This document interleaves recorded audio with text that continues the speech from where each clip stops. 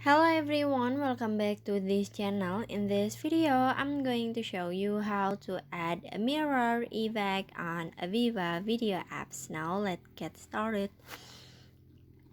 First, open your VivaVideo apps, and after this you can add the video that you want to edit. And after you add the video that you want to edit, you just click on the effect at the bottom. And then in here you can swipe until you can see mirror.